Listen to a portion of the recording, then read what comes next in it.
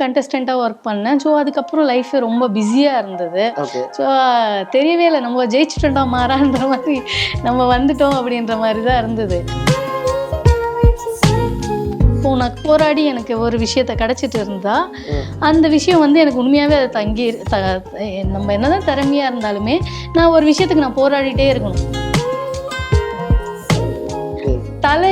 தலை இது நான் இது வரைக்கும் ஒர்க் பண்ணலான்னு லாஸ்ட்டாக ஒரு song good bad ugly work பண்ணேன். அசார் மாஸ்டர், இது கரெக்டு. இப்போ அவங்க ஃபேமஸ் ஆகிட்டாங்க. இந்த ஃபிலிமில் வந்து இந்த பொண்ணு வேணும்ப்பான்னு சொல்லி கூப்பிட்டாங்கன்னு வச்சுங்களேன்.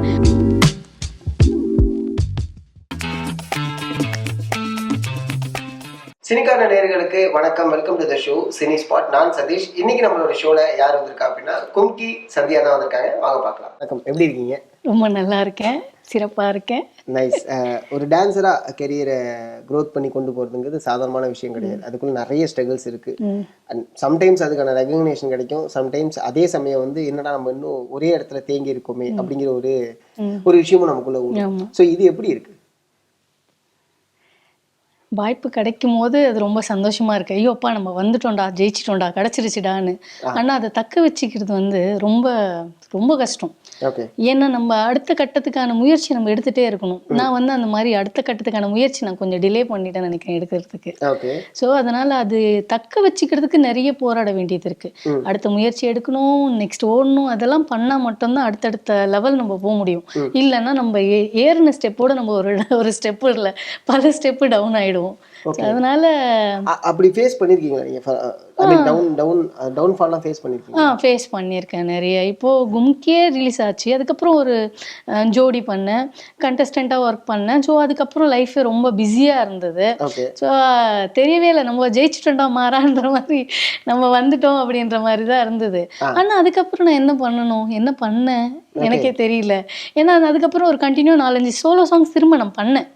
ஸோ நிறைய பாம்பாட்டம், குழலி, அது இதுன்னு ஒரு 2-3 திரும்ப ஒரு சோலோ சாங்ஸ் பண்ணேன். பட் கும்கிக்கு கிடைச்ச ஒரு பேரும் வந்து வெற்றியும் வந்து மற்ற சாங்ஸில் வந்து எனக்கு கிடைக்கல. எங்கே இருக்குன்னே தெரியாமல் போயிடுச்சு. ஸோ அதே மாதிரி நானும் எங்கே இருக்குன்னே தெரிகிற மாதிரி ஆயிடுச்சு. என்னை பார்த்தா கூட நீங்கள் ஏன் திரும்ப நீங்கள் ஒர்க் பண்ணல, நீங்கள் ஏன் திரும்ப ஐயோ நம்ம என்ன பண்ணலை, நம்ம எங்கே போயிட்டோம், அப்படியெல்லாம் ஒரு ரொம்ப ஃபீல் பண்ணுற ஒரு விஷயம் நினைக்கிறீங்க அது?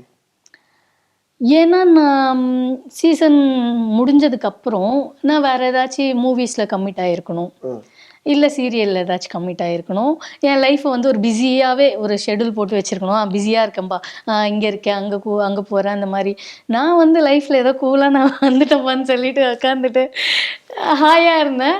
அது கிடைக்காம போயிடுச்சு. ஸோ அதுதான் லைக் இப்போ ஜோடி அந்த சீசன் 6க்கு அப்புறம் வந்து பார்த்தீங்கன்னா ஒரு அதிகப்படியான ரெகக்னேஷன் ஒன்று கிடைச்சிருந்துரும். ஆமாம். ஸோ அதை எந்த அளவுக்கு நீங்கள் பயன்படுத்திட்டீங்கன்னு கேட்கலாமா? எந்த அளவுக்கு என் லைஃப்பில் இப்போ நம்மளுக்கு வந்து கொரியோகிராஃபி, சினி ஃபீல்டு தான் நம்ம ஒர்க்கு. ஸோ நான் அதை சார்ந்து மட்டும்தான் ஒர்க் பண்ணிட்டு இருக்கேன். இப்போ போவேன், சாங் மாஸ்டர் இருக்குது, இந்த மாஸ்டர் இருக்குது, அசிஸ்டண்ட்டாக போவேன், அந்த மாஸ்டர் அப்படி மட்டும்தான் பண்ணிட்டு இருந்தேன். ஸோ கும்கிக்கு அப்புறம் நான் அசிஸ்டண்ட்டாக ஒர்க் பண்ணுறது கூட விட்டுட்டேன். ஏன்னா அந்த அளவுக்கு ஷோஸே எனக்கு பிஸியாகவே இருந்தது. இந்த ஷோ, அந்த ஷோ, எல்லா ஷோ, ஃபாரின் போகிறது மொதல் கொண்டு நம்ம பண்ணிட்டோம். அப்போ நம்ம லைஃப்பில் என்ன நினைக்கிறோம், ஓகே இதுதான் லைஃப், இப்படி தான் இருக்கும் அப்படின்ற ஒரு மைண்ட் செட்டில் வந்துடுறோம். ஸோ ஜோடி வந்ததுக்கப்புறம் இன்னும் சேம் அதே மாதிரி தான். விஜய் டெலிவிஷனில் வந்ததுக்கப்புறம் ஜோடியும் எனக்கு வந்து பெரிய ஒரு என்ன விருது மாதிரி இருந்தது அந்த டைமு. ஸோ அது நல்லா பிஸியாகவே ஒர்க் பண்ணேன். ஆனால் அதுக்கப்புறம் நான் என்ன எதுவும் பண்ணிக்கல. ஆப்பர்ச்சுனிட்டி அப்படிங்கிறது வந்திருக்கும்ல. ஏன்னா இது ரெண்டுமே எனக்கு வந்து தானாக வந்தது. இப்போ நான் போராடி எனக்கு ஒரு விஷயத்த கிடச்சிட்டு இருந்தா, அந்த விஷயம் வந்து எனக்கு உண்மையாகவே அதை நம்ம என்னதான் திறமையாக இருந்தாலுமே நான் ஒரு விஷயத்துக்கு நான் போராடிட்டே இருக்கணும். அந்த விஷயத்த நான் கஷ்டப்பட்டு ஏறி போயிருந்தேன்னா ஒருவேளை நான் அடுத்த படிக்கட்டுக்கு நான் கஷ்டப்படணும். நான் நெக்ஸ்ட் இது போகணும்டா அப்படின்னு. இப்போ எனக்கு கும்கி வந்து எப்படி கிடச்சிது, ஒரு கால் பண்ணாங்க, நான் சாங்ஸில் இருந்தேன், குரூப் பண்ணிட்டு இருந்தேன். குரூப் பண்ணிட்டு இருக்கப்போ இந்த பொண்ணு 10 பேரில் நான் லாஸ்ட் ஆடிட்டு இருக்கேன், இந்த பொண்ணு இந்த வில்லேஜ் கெட்டப் நல்லா இருக்கு, நீ தான் சொல்லோ அப்படின்னாங்க. நான் சொல்லவா, சரி ஓகே பண்ணிட்டேன், வந்துருச்சு.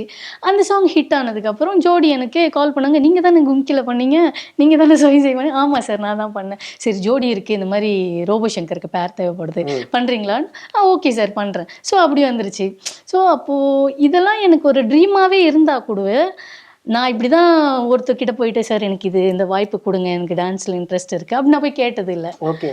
இப்போ படத்துல போயிட்டு சோலோக்கு போயிட்டு சார் நான் நல்லா இருக்கேன், எனக்கு இந்த வில்லேஜ் லுக் இருக்கு, எனக்கு ஒரு சீன்ஸ் கொடுங்க, ஒரு சாங் கொடுங்க, நான் யார்கிட்டையும் கேட்டது இல்லை. மற்றவங்களாம் எனக்கு கொடுத்த வாய்ப்பு. ஸோ அதனால எனக்கு அதுவா வந்து நின்னடம் போல நினைச்சிட்டு இருந்தா அது வராதுல்ல. லக்குன்றது எப்பயாச்சும் தான் ஒரு டைம் நம்ம டர்ன் வரும்போது அது லக் வரும். வந்துச்சு, யூஸ் பண்ணிக்கிட்டேன். இப்ப ஃபுல் அண்ட் ஃபுல் வந்து பாத்தீங்கன்னா அசிஸ்டன்ட் கோரியோகிராஃபரா நிறைய படங்களுக்கு பண்ணிட்டு இருக்கீங்க. உதாரணத்துக்கு இதுக்கு பண்ணீங்க நீங்க, ஐ மீன் டிராகன் பண்ணீங்க. அடுத்து வந்து தொடர்ச்சியா நிறைய படங்கள் பண்ணிட்டு இருக்கீங்க. இந்த டிராகன் பண்ணும்போது ஒரு எக்ஸ்பீரியன்ஸ் கிடைச்சிருந்திருக்கும்ல. ஆமா, எனக்கு அதை சொல்லுங்களேன். டிராகன் வந்து அசார் மாஸ்டர் அவருடைய கொரியோகிராஃபி அது. ஸோ பிரதீப் சார் வருவாரு, ரிகல்சல் வந்தாரு, பயங்கர எனர்ஜெட்டிக்கா ஆனாரு. என்ன ஒரு ரிலாக்ஸெல்லாம் இருக்க மாட்டாரு, அதே மாதிரி இன்ட்ரெஸ்டா கத்துப்பாரு. சார் இப்படி பண்ணுங்க, அப்படி பண்ணு, இப்படியா இப்படி போடுங்க அப்படின்ற மாதிரி. ஸோ அதனால அவர் கூட பண்ணும்போது ரொம்ப ஹாப்பியா இருந்தது. ஒர்க் முடிச்சுட்டு நாங்கள் ஷூட்டிங் ஸ்பாட்ல இருக்கிறப்ப என்கிட்ட பார்த்துட்டு, சந்தியா நீங்க ஆடும்போது எனக்கு சந்தோஷமா இருக்கு உங்களை பார்க்குறப்ப. ஏன்னா அந்த அளவு நீங்க ஒரு ஆடும்போது சில பேருக்கு மகிழ்ச்சி கிடைக்கும் உங்களை பார்க்குறப்ப, அந்த மாதிரி நீங்க ஆடும்போது சந்தோஷம் கிடைக்குது அப்படின்றப்ப எனக்கு ஏதோ அவார்ட் கொடுத்த மாதிரி இருந்தது. ஓகே. ஏன்னா அப்ப ஃபர்ஸ்ட் டைம் அவர் கூட கோரியோ பண்றோம் அப்படிங்கும்போது, அதுவும் லைக் 2 படங்கள் பண்ணிருக்காரு. டான்ஸா அந்த படங்கள்ல அவ்வளவா இல்ல அப்படிங்கும்போது இது ஃபர்ஸ்ட் டைம் வந்து அவர் டான்ஸரா, ஐ மீன் ஐ திங்க் அது ஆக்சுவலா டான்ஸ் தான் வச்சுக்கலாம். ஏன்னா அது பார்ட்டிக்காக பண்ணக்கூடிய அதை கோரியோ பண்ணும்போது ஒரு ஓகே இவர் பண்ணுவாரா மாட்டாரா, இல்ல இவருக்கு வேற மாதிரி ஸ்டெப்பா நம்ம யோசிக்கணுமா, அந்த தாட்லாம் இருந்துச்சா? அது மாஸ்டர் சைடு வந்து ரொம்ப நிறைய அவருக்காக எஃபெக்ட் எடுத்தார். சார் இது ஓகேவா சார், இந்த மாதிரி 4-5 ஆப்ஷன் வச்சுட்டே இருப்பாங்க. சார் இது வரலையா, இது ஓகே, இது இப்படி பண்ணிக்கலாம் சார், இப்படி வரலையா, இப்படி ஓகே. ஸோ ஆர்டிஸ்டோட கம்ஃபர்டபுள் தான் மாஸ்டர்ஸ் பார்ப்பாங்க எப்பவுமே. அதனால நம்ம அசிஸ்டண்டா இருக்கிறப்ப மாஸ்டர் வந்து அந்த ஆப்ஷன் போட்டுக்கோ, இதை எடுத்து இதுல போட்டுக்கோ, ஓகே மாஸ்டர்ஸ். நாங்கள் அப்படியே எடுத்துட்டு போய் ஆர்டிஸ்ட் கிட்ட போயிட்டு சார் இங்கே கொஞ்சம் சேஞ்ச் பண்ணிக்கலாம், உங்களுக்கு டிஃபிகல்ட்டா இருக்கா மாஸ்டர், சார் கொஞ்சம் டிஃபிகல்ட்டா இருக்கா அந்த இடத்துல, அப்படி சேஞ்ச் பண்றது தான். Okay okay. ஸோ ஆன் ஸ்பாட்ல என்னென்ன அவங்களுக்கு கஷ்டமா இருக்கோ வரலையோ அதை மாத்திடலாம். புரியுது. நீங்க லைக் பார்த்ததுலே ஆன் ஸ்பாட்ல கோரியோ பண்ணும்போது டக்குன்னு பிடிக்கக்கூடிய ஒரு ஆக்டர் அது விஜய் சார் தான்.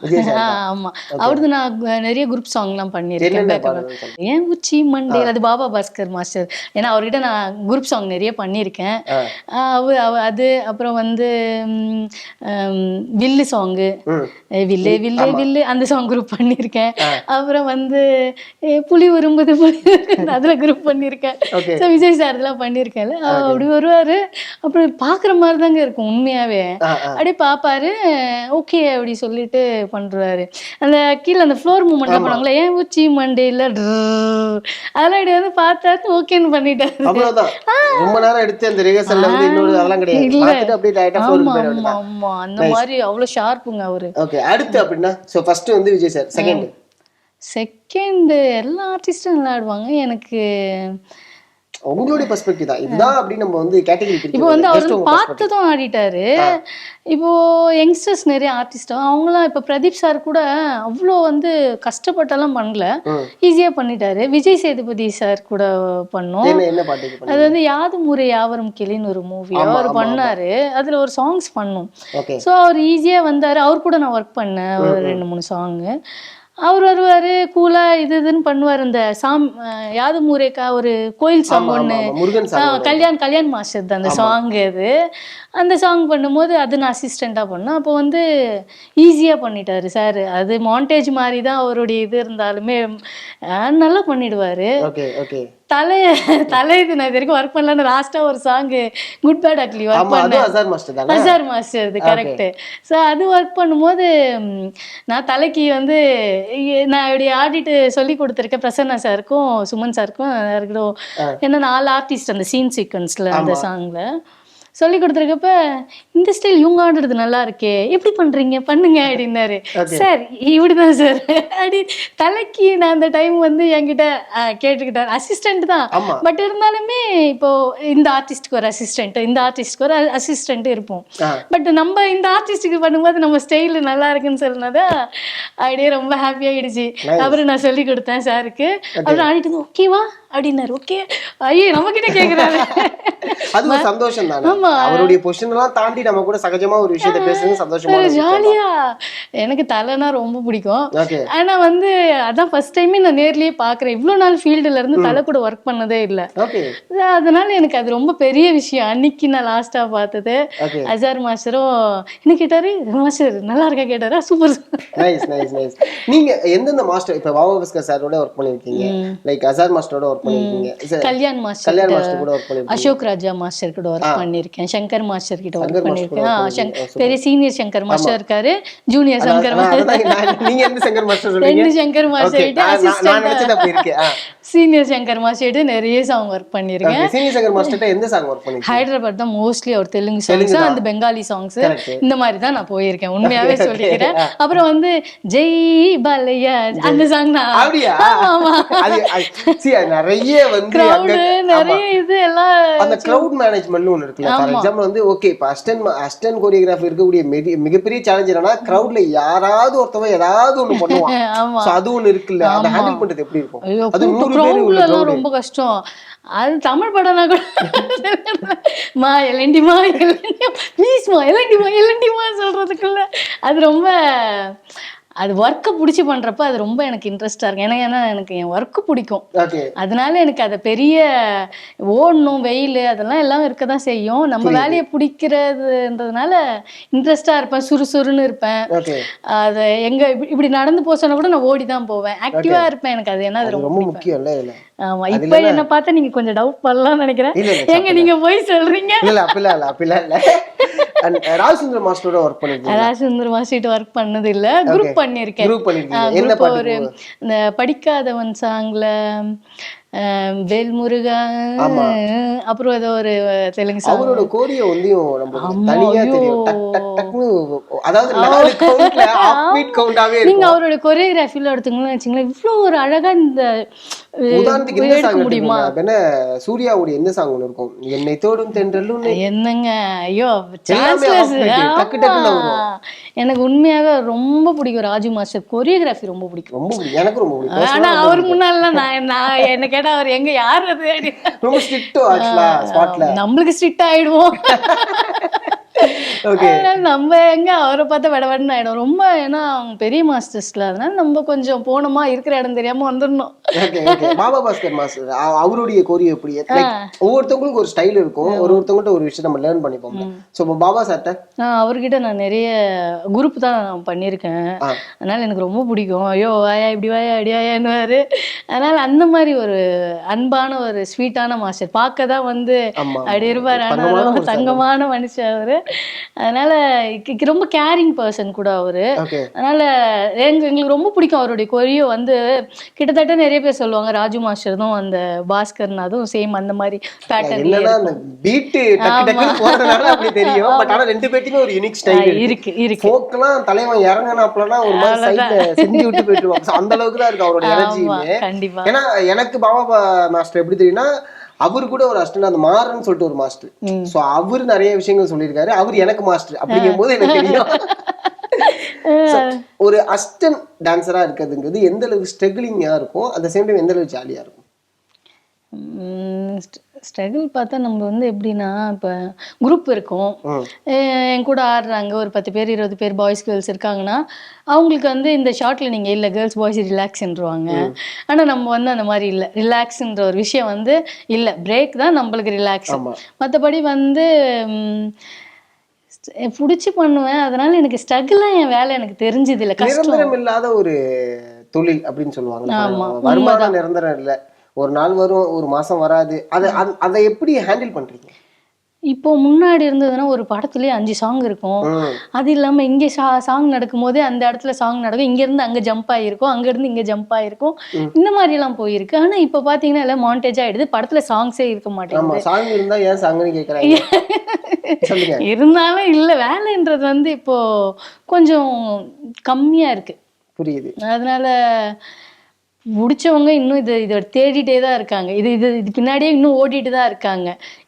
இருக்கோ இல்லையோ நான் இது பின்னாடி தான்டா ஓடுவேன், இதான் என் லைஃப்னு. பட் இல்லாத டைம் நம்ம என்ன பண்றது? இல்லை ஸ்ட்ரகிள் இருக்குதான். இதுதான் பணம் சம்மந்தப்பட்டு வருமானம் சம்மந்தப்பட்டு தான் இருக்கு தவிர 1 மாசம் 2 மாசம் ஒர்க்கே இல்லாம இருந்த காலங்கள் உண்டா? இருக்கு, நிறைய இருக்கு. ஓகே. இது இல்லைன்னு நம்ம வந்து சம்பாதிக்கும் போது சேர்த்து வைக்கிறது தான். நம்ம ஃபீல்டை பொறுத்தவரைக்கும் சம்பாதிக்கிறப்ப சேமிப்பு சேர்த்து வச்சுட்டோம்னா ஒன்றும் பிரச்சனை இல்லை. பண்ண முடியாது இல்ல? முடியாது. அது ஒரு பெரிய தொல்லை இல்ல. இந்த ஃபீல்ட்ல இருக்கும்போது நம்மள எக்ஸ்போஸ் பண்ணி காமிச்சிட்டே வேற இருக்கணும். ஆமா, அது காஸ்டியூம், ட்ரெஸ், ஓகே, எல்லாம் இருக்கு. காமிச்சிட்டே இருக்கணும் நம்மள. ஆமா, அதனால ஒரு மாதிரி ஸ்ட்ரகிளிங்கான ஒரு லைஃப் தான். பட் ஜாலியா இருக்கும், நமக்கு பிடிச்சத பண்ணலாம். அப்படிங்கிற மாதிரி பிடிச்சத பண்ணலாம். எனக்கு பிடிச்சிருக்கு என் வேலை, அதனால எனக்கு ஜாலியா இருக்கு, ஹாப்பியா ஒர்க் பண்றேன் நான். ஓகே. ஏன்னா இங்க நிறைய பேர் வந்து பாத்தீங்கன்னா இப்ப இந்த சோஷியல் மீடியா வந்து நிறைய பேர் வந்து இன்ஸ்டால ரீல்ஸ் போட ஆரம்பிச்சாங்க. ஒரு பாட்டு வந்து அங்க ஷூட் முடிஞ்சிச்சு அப்படின்னா அப்படியே ஒரு வாரத்துல 2 வாரத்துலயும் அதே ஸ்டெப்பை இவங்க சொல்லித்தர மாதிரி ஒரு ரீல். அது ஏன் நீங்க பண்ணல அப்படிங்கிற ஒரு கேள்வி வருது. அதே சமயம் அது பண்றது பார்க்கும்போது உங்களுக்கு எப்படி இருக்கு? இப்ப எல்லாம் லைஃப் இன்ஸ்டா சொல்லுங்க. இது பின்னாடியே தான் இருக்க மாதிரி இருக்கு லைஃப். இதுதான் நம்ம லைஃப் கொண்டு போற ஒரு பாயிண்டா இருக்கு. இப்ப நான் இப்போ எனக்கு திரும்ப இப்போ நான் லாஸ்டா ஒரு வீடியோ போட்டேன். நம்ம தளபதி சிஎம் ஆயிட்டாரு சொல்லிட்டு ஒரு வீடியோ பிகில்னு ஒரு போஸ்ட் போட்டேன். ஸோ அது வந்து நான் வந்து இப்போ உண்மையாவே எடுக்கல, நான் உண்மையை ஒத்துக்கணும்ல. நான் வந்து ஒரு 1 இயர் முன்னாடி நான் எடுத்துட்டேன் அந்த வீடியோ. பட் எனக்கு ரொம்ப ஹாப்பியா அது பிகில் வர்றதுனால சரி ஓகே நான் அதை போஸ்ட் போட்டு அது வியூஸ் போச்சு. பட் அதை பார்த்து தான் எனக்கு வந்து இனிக்கும் இப்போ இந்த ஓகே இருக்கலாம் கேட்டது. அதுதான் அது தேவைப்படுது. இது இப்ப இதை தேடிதான் லைஃப் இருக்கிற மாதிரி இருக்கு. இன்ஸ்டாகிராம்ல ஃபாலோவர்ஸ் இருக்கணும், இன்ஸ்டாகிராம்ல ட்ரெண்டிங்கா இருக்கணும் அப்படின்றாங்க. உண்மையை சொல்ல போனா இது யாருமே விருப்பப்பட்டு பண்ணல. நீங்க அப்படி பழக்கப்படுத்தினால வேற வழியே இல்லாம இதை பண்ணி தொலைய வேண்டியதாச்சு. இல்ல நாங்க பண்ணல, இன்ஸ்டாவை சொல்றேன். ஆமா, இந்த இன்ஸ்டால ரீல்ஸ் போடுறதா இருக்கட்டும், இதெல்லாம் வேற வழி இல்லாம பண்ணிட்டு இருக்காங்க. நீங்க எனக்கு தெரிஞ்சு உங்களுக்கு நிறைய ஃபாலோவர்ஸ் இருக்காங்க. அதான் வேற வழி இல்லாம பண்ண, நீங்க ஸ்மார்ட்டா இருக்கீங்க. வேற வழி இல்லாம விருப்பப்பட்டு பண்ணாம சரி பண்ணுவா வேற வழி இல்லையே இதைதானே கேக்குறாங்க அப்படிங்கிற மாதிரி தான் பண்ண. விருப்பப்பட்டு பண்றதுன்னா லைக் நம்மளா ஒரு கண்டென்ட் பண்றதுன்னு ஒண்ணு இருக்குல்ல, நம்மளா ஒரு கோரியோ பண்றதுன்னு ஒண்ணு இருக்குல்ல, அதுதான் விருப்பப்பட்டு பண்றது. இது வேற வழி இல்ல. அப்படி ஆயிடுச்சு. உண்மைதான், வழி இல்ல. ரொம்ப அதுதான் கேக்குறேன். கும்கி நான் ரிலீஸ் ஆகிறப்ப இதெல்லாம் இல்ல இருந்திருந்தா இப்ப நான் ஜோடியே அந்த டைம் பண்ணியிருந்தா அப்ப இன்னும் நான் வந்து இதாயிருப்பேனா? அப்பெல்லாம் இல்லையே. இன்னைக்கு வந்து ஒரு ரீல்ஸை போட்டுட்டு அதிக ஃபாலோவர்ஸ் இருக்காங்க, அவங்கள டாப்பா இருக்காங்க, எல்லாத்துலயும் ஒரு சீஃப் கெஸ்டா மாதிரி ஆக்கிடுறாங்களோ, வாங்க இவங்க இதுலதான் செலிபிரிட்டி அப்படின்றாங்க. நீங்க இருக்கலாம். நான் என்ன கேக்குறேன்னா அது மாதிரி இந்த டான்ஸ் குள்ள வருவோம் நம்ம. இன்ஸ்டால வந்து பாத்தீங்கன்னா நிறைய பேர் வந்து டான்ஸ் சொல்லி தராங்க. ஆமாங்க. அது ஆக்சுவலா 2 விதமா நான் வந்து பாக்குறேன். ஒருத்தவங்க வந்து ரியல் டான்சர், இன்ஸ்டா டான்சர் அப்படின்னு பிரிச்சுட்டாங்க. அதை பார்க்கும்போது உங்களுக்கு எப்படி இருக்கு? இன்ஸ்டா டான்சர் வந்து எப்படின்னா, இப்போ எதுக்குன்னா நீங்க கூப்பிட்டீங்க வச்சிங்களேன், இப்போ அவங்க ஃபேமஸ் ஆயிட்டாங்க, இந்த ஃபிலிம்ல வந்து இந்த பொண்ணு வேணும்ப்பான்னு சொல்லி கூப்பிட்டாங்க வச்சிங்களேன், உண்மையாவே இன்ஸ்டா டான்சருக்கு வந்து டைமிங்கோ இதுவோ நம்ம அந்த டைம் வந்து ஏங்க இன்ஸ்டால இவ்வளவு சூப்பரா ஆடினாங்களே அங்க கவுண்ட் நிக்க மாட்டேங்குது. ஆமாங்க, நான் அந்த மாதிரி ஃபீல் பண்ணேன். அது நான் சொல்லல. 2-3 பேர் வந்து கொரியோகிராஃபி பண்ண இன்ஸ்டா ஃபேமஸ் வந்தாங்க, கொரியோகிராஃபி பண்றேன். ஏங்க இதுல இவ்வளவு சூப்பரா ஆடுறாங்க, 5, 6, 7, 8 சொல்றது மூமெண்ட் ஏதோ ஸ்கூல் பசங்களுக்கு சொல்லி தர மாதிரி இருந்தது. அதுதான் உண்மை. இன்ஸ்டா வேற, கொரியோகிராஃபி, இந்த டான்ஸ் ஸ்டைல் வேற. எல்லாரும் இந்த மாதிரி வந்து அதுக்கு ஒரு தனித்திறமை. புரியுது. ஆமா, எக்ஸ்ப்ளோர் பண்றது அப்படிங்கிறது ஒன்று இருக்கும் நம்ம லைஃப்ல. ஓகே, நம்ம டான்ஸரா வந்துட்டோம், ஆக்டிங் அப்படிங்கிறலாம் போகும்போது என்னென்ன விஷயங்கள் நான் அடுத்தடுத்து எக்ஸ்ப்ளோர் பண்ணணும்னு நீங்க ஆசைப்பட்டிருக்கீங்க? எனக்கு வந்து நடிக்க சொல்லுங்க. ஸோ அப்படி மானிட்டர் முன்னாடி எல்லாம் இருக்கிறப்ப எப்பவுமே நான் ரொம்ப எக்ஸ்பிரஷனோட தான் எல்லாமே பண்ணுவேன். இந்த மாதிரி எக்ஸ்பிரஷன் வந்து வர அப்படிலாம் எனக்கு என்னவோ அதை ரசிச்சு பண்ணுவேன். எதனா கொண்டாங்க அடியா அந்த மாதிரி எல்லாம் ஒரு இதெல்லாம் எக்ஸ்ட்ரா மீட்டிங்லாம் கொஞ்சம் ஓடுவேன். அப்ப நம்மள ஒரு பில்டப்பாவே அவங்க நினைப்பாங்க, சூப்பரா பண்ணுதுப்பா நினைச்சிருவாங்க. ஆனா அதை தாண்டி என் உள்ளுணர்வு என்னன்னா, எனக்கு அதுல இன்ட்ரெஸ்ட், எனக்கு நடிக்கணும். ஸோ அது தேடி நான் ஓடும் போது கேட்டிருக்கேன் நிறைய பேர்கிட்ட, வாய்ப்பெல்லாம் கூட கேட்டிருக்கேன். சார் எனக்கு இதுல ஒரு வாய்ப்பு கொடுங்க, அதுல ஒரு கண்டிப்பா சொல்றமான்றது புரியுது. இப்ப இது கேட்கலாம். ஃபார் எக்ஸாம்பிள் வந்து ரொம்ப சினிமா விட்டு கொஞ்சம் தூரமா இருக்கிறவங்களுக்கு சினிமா தூரம் அப்படிங்கிற ஒரு விஷயம். பட் ஆனா சினிமாக்குள்ளேயே இருக்கவங்களுக்கே சினிமா தூரம் தாங்கிறது ஒண்ணு. அது அது எப்படி இருக்குது? லைக் வாய்ப்பு கேட்கறது ரொம்ப நெருக்கமானவங்களா இருப்பாங்க, நல்லா பேசுவாங்க. கண்டிப்பா ப்ரோ, செம்ம ப்ரோ. நம்ம ஃப்ரெண்ட்ஸ் டைம்ல அந்த அந்த நம்ம ஈக்குவலியே ஃப்ரெண்ட்ஸ் கேங்ல இருக்காங்க. எனக்கு கொஞ்சம் இன்ஃபார்ம் பண்ணு, எனக்கு தெரிஞ்சா கண்டிப்பாக்கா உங்களுக்கு சொல்றேன்கான்றாங்க, சொல்ல மாட்டாங்க. அது மாதிரி எத்தனை வருஷமா சொல்றேன்டா சொல்லிட்டு இருக்காங்க. அது ஒரு பல வருஷமா ஓடிட்டு இருக்கு. நான் நீங்க நிறைய ஆடிஷன் பேர்கிட்ட தனியா போயிருக்கீங்க? ஆடிஷன் 2 3 சீரியல்லாம் நான் போய் அட்டன் பண்ணேன். ஓகே. ஆனா வந்து ஒர்க் அவுட் ஆகல. ஒருவேளை நான் நடிப்பு அவங்களுக்கு அது அது இருக்கலாம் ஒருவேளை. இல்ல இல்ல, அது இருக்கலாம்னா ஒருவேளை அப்படியும் இருக்கலாம் அப்படின்னு நான் சொல்ல வரேங்கக்கா. அப்படி இல்ல. ப்ரொஃபைல் கேட்குறாங்க. அது வந்து ப்ரொஃபைல் வந்து அவங்க ஓகே பண்ணும், அங்கே ஓகே பண்ணும், இங்கே ஓகே பண்ணும். எங்கே தான் ஓகே பண்ணும், அது எனக்கு ஒரு கொஸ்டின் மார்க்காகவே இருக்கு. கடைசியா ப்ரொடக்ஷன் ஓகே பண்ணணும். பாயிண்ட் சொன்னீங்களா, ப்ரொடக்ஷன் ஓகே பண்ணுன்னாங்க. ஓகே. ஓகே, யாராச்சும் ஒருத்தர் ஓகே பண்ணுங்கப்பா அப்படின்ற மாதிரி தான் இருக்கும் நம்மளுக்கு ஆசை. புரியுது. என்னைக்காச்சும் ஒரு நாள் பண்ணுவேன். ஏன்னா என் ட்ரீம் எப்பவுமே அது என்னைக்காச்சும் ட்ரூவா எப்பயாச்சும் வந்துடும். கண்டிப்பா. அதனால என்னைக்காச்சும் நடக்கும்ன்ற ஒரு நம்பிக்கை இருக்கு இன்ன வரைக்கும். Okay okay. ஸோ அதை நோக்கி தான் வந்து உங்களுடைய பயணம் வந்து அடுத்தடுத்த கடத்தை நகர போகுது. ஆமா. ஓகே. இந்த ஃபீல்டுக்குள்ள என்னைக்காவது ஒரு நாள் என்னடா நம்ம போயிடலாமா, வேற ஏதாவது ஒரு ஜாப் பார்க்கலாமா அப்படின்னு எனக்கே தோணுது? இல்லைங்க, எனக்கு தோணதே இல்லை.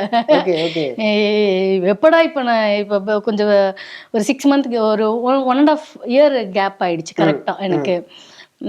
எப்போ திரும்ப இந்த ஃபீல்டில் திரும்ப என் காலடி எடுத்து ஒரு ஆர்வம் தான் உள்ளுணர்வு சொல்லிட்டு இருக்கு. இன்னைக்கு எங்கள் வீட்டில் கேட்டுட்டே இருக்கேன், என் குழந்தைய மட்டும் பார்த்துக்கிறீங்களா, நான் ஓடிடுறேன், என் குழந்தைய மட்டும் பார்த்து. ஏன்னா அதோடைய ஆர்வம் வந்து எனக்கு ஏன் தெரியல, அது டான்ஸ் மேலே இருக்க ஒரு ஆசை, ஒரு அது இருக்கு, மோகம் ஒன்று இருக்கு, போகணும், நம்மளால பண்ண முடியும், நம்மளால ஜெயிக்க முடியும், அதோ ஒன்று வெறித்தனம் உள்ளுக்குள்ள ஓடுது. அது எதுன்னு என்னாலே இல்ல, அது கண்டிப்பா நமக்கு பிடிச்ச விஷயத்துக்காக என்னைக்கா இருந்தாலும் அதை சாக்ரிஃபைஸ் பண்ணாலும் அது நமக்குள்ள ஓடிக்கிட்டே தான் இருக்கும். ஆமா, வேற எதுனா வேலைக்கு போனா என்ன வேலைக்கு போகணும், இதுல போனா அழகா டான்ஸ் ஆடுறோம், நம்மள சுத்தி இருக்கு, எல்லாமே இருக்கு. டான்ஸ் கிளாஸ் ஸ்டுடியோ எல்லாம் இல்லைங்க, அதெல்லாம் ரொம்ப மாசம் வருமானம் நம்ம சம்பாதிக்கிறது. ஸ்டூடெண்ட்டை வர வச்சு தக்க வச்சு அவங்களுக்கு டீச் பண்ணி அந்த ஐடியா இல்லை, இருக்கு. ஆனா அது அதுக்கும் எப்போ வரும் டைம் தெரியல. புரியுது. ஏன்னா இதுலயே வந்து பாத்தீங்கன்னா, ஐ மீன் ஸ்டுடியோ வைக்கிறது ஒண்ணு, அதை தாண்டி வந்து ஸ்கூல்ஸ்க்கு மட்டும் போய் எடுத்துட்டு வருது, கிளாஸஸ் எடுத்துட்டு வருது, அந்த மாதிரியும் பண்றீங்களா? பண்றேன். Super super super. School choreography எல்லாம் எங்க ஹஸ்பண்ட் பண்ணுவாங்க. அப்ப என்ன கூட்டு போவாங்க. அதனால அப்படியே அவருக்கு ஹெல்ப்பா அந்த மாதிரி கொரியோகிராஃபி எல்லாம் பண்ணுவேன். ஸ்கூல் கொரியோகிராஃபி இந்த ஸ்பேஸ் இருக்கறனால கொஞ்சம் ஆமா, அவர் ஃபுல் சப்போர்ட் பண்ணுவாங்க. அதனால அப்படியே போயிட்டு இருக்கு லைஃப். நைஸ். பட் ஆனா சீக்கிரமே ஆக்டிங் அப்படிங்கிறதுக்கு எதிர்பார்க்கலாம், அந்த முயற்சியில தான் இருக்கு. நீங்க எதிர்பார்க்கறது எனக்கு அப்படியே பாசிட்டிவ் வைபா உள்ள என்னங்க இது, என்ன அதுன்னா அவனுக்கு மட்டும் உள்ளதா, நமக்கு உள்ளதா? எதிர்பார்க்கலாம் கண்டிப்பா. Super super. நடந்தா எதிர்பார்க்கலாம், இல்லன்னா லைஃப் ரொம்ப ஸ்மூத்தா. தப்பு கிடையாது. அதெல்லாம் ஒன்றும் டென்ஷன்லாம் எடுத்துக்க மாட்டேன். ஆனா ஃபீல் பண்ணுவேன், நம்மளுக்கு ஏன்டா நடக்கல, நம்மளை தாண்டி இப்போ நீங்க திடீர்னு வரலாம், இவர் நம்ம கூட இன்டர்வியூ எடுத்ததானே இவர் வந்துட்டார், அது ஏங்க நீங்க வருவீங்க, எனக்கு அது பிடிக்கலங்க, நான் வேற வேலைக்கு வந்திருக்கேங்க, நீங்க வந்துட்டீங்க. அப்ப நான் யோசிப்பேன், நம்ம வரணும்டா. என் தம்பி எல்லாம் சொல்லிட்டே இருப்பான், என் அக்கா அவங்க வந்துட்டாங்க பாரு, குழந்தை பெத்தாங்க, இந்த பொண்ணு திரும்ப ஹிட் ஆயிட்டாங்க, நீ இப்படியே எப்போ போற எப்போ. பட் ஆனா ஆக்சுவலா இது ஒரு டைம் பீரியட் வந்து எல்லாருக்குமே வரக்கூடிய காலகட்டம் தான். பட் அதுக்கப்புறம் திருப்பி அதை வந்து ரெஸ்யூம் பண்ணிக்கலாம். சூப்பர். Thank you so much. நேரத்தை எனக்கு கொடுத்ததுக்கு மிகப்பெரிய ஒரு நன்றி. சீக்கிரமே நீங்க என்னென்ன ஆசைகள்லாம் எதிர்பார்த்தீங்களோ அதெல்லாம் நடக்கும். அதுக்கு ஒரு மிகப்பெரிய வாழ்த்துக்கள். நன்றி. தேங்க்யூங்க. இன்னைக்கு நம்மளுடைய சினி ஸ்பாட்ல கும்கி சந்தியா கிட்ட நிறைய விஷயங்கள் தெரிஞ்சுக்கிட்டோம். இதே மாதிரி இன்னொரு ஷோல உங்களை சந்திக்கும் வரை உங்களிடமிருந்து விடைபெறுவது நான் சதீஷ்.